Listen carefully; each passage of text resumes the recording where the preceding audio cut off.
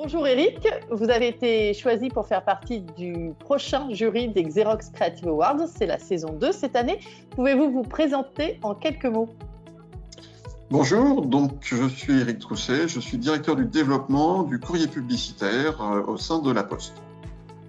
Donc cette participation à un concours comme les Xerox Creative Awards, qu'est-ce que cela représente pour vous d'être membre du jury et qu'attendez-vous de ce concours exactement?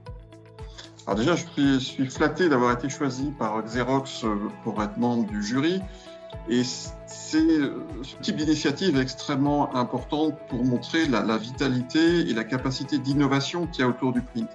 C'est vrai qu'au quotidien, on voit tous les jours des innovations digitales, alors plus ou moins paillettes, plus ou moins pérennes, mais c'est pas grave, on a ce sentiment de mouvement permanent.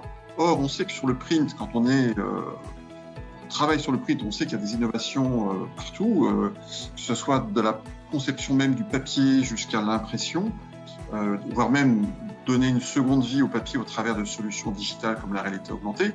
Mais voilà, il faut le faire savoir que l'innovation, elle est aussi sur le print et qu'elle est bien évidemment dans la créativité.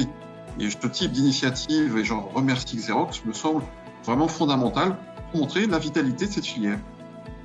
Petite question pour les participants au concours. Selon vous, quelles sont les qualités requises pour gagner un prix? Qu'attendez-vous donc des projets que l'on va vous présenter?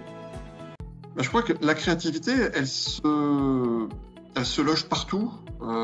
Elle se loge dès finalement la conception même du document. Elle peut se loger dans la data en amont du document, en tout cas pour les documents qui seraient de l'ordre du marketing direct, ce qui me touche un peu plus, même si tout le print me concerne, le marketing direct un peu plus compte tenu de ma fonction. Mais c'est aussi sur l'expression finalement du document, c'est sur la nature du papier, sur la manière dont il va être imprimé, traité, plié, découpé. C'est vrai qu'on a la chance, au travers du print, d'être finalement dans 3 dimensions. Alors après, il y a une dimension que le jury aura peut-être du mal à apprécier, mais qui existe. On peut avoir du papier olfactif, du papier à planter, du papier à manger, et tout ça, bien sûr, on y rajoute bien évidemment de l'impression pour faire passer le message que la marque a envie de délivrer. Mais donc, je dirais que d'un point de vue général, le print, et ça, je pense que c'est une chance pour ceux qui veulent concourir, il peut s'exprimer en au moins 3 dimensions, voire plus, si on rajoute le côté olfactif, par exemple, ou autre. Et ça, c'est, je crois, une chance que peu de médias ou peu de leviers peuvent présenter.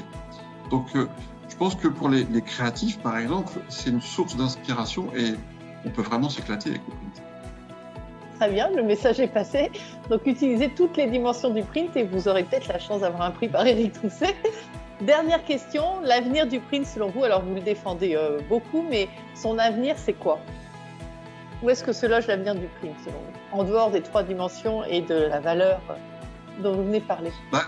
Je pense que l'avenir du print se loge dans la créativité, c'est-à-dire qu'on en fera probablement moins demain si on se projette à 5 ans ou 10 ans, parce qu'il ne faut pas se leurrer, les usages évoluent. Alors, ils évoluent doucement, mais ils évoluent. On en fera moins, mais mieux.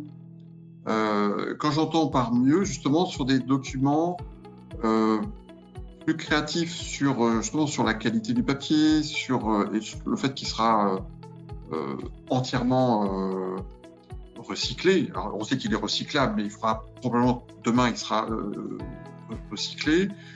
Et les encres ont aussi beaucoup évolué. Donc, pour moi, l'avenir, il est dans une prise en compte de l'éco-responsabilité. Ça me semble fondamental par rapport aux attentes du public. Mais l'éco-responsabilité ne doit surtout pas tuer la créativité. Sinon, là, pour le coup, c'est la mort du canal. Donc, il faut trouver le bon compromis. Et si on trouve ce bon compromis, mais qui est à portée de main, il suffit juste de se creuser un peu la tête et de se mettre autour d'une table, je pense qu'il y a vraiment une vraie place, même dans un monde qui sera plus digitalisé dans 5 ans, dans 10 ans, on voit bien le mouvement, mais le print a toute sa place. Et je pourrais faire le parallèle, alors qui est peut-être un peu galvaudé, mais quand on voit le renouveau du vinyle dans l'univers de la musique, souvenez-vous, il y a 10 ans, le monde musical pensaient même qu'ils allaient mourir à cause du piratage. Et finalement, à force de transformation économique, mais aussi d'un besoin du côté tangible, on voit le vinyle reste un segment de niche, mais il existe et il est même plutôt florissant.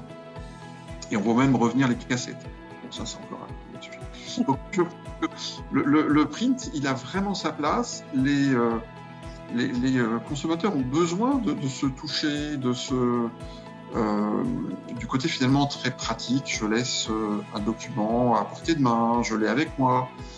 Mais il faut que ça soit, finalement, on va aller vers des documents certainement plus nobles, plus respectueux, mais aussi plus créatifs. Et si la créativité est là, les usages seront là. Ça, j'en suis absolument convaincu.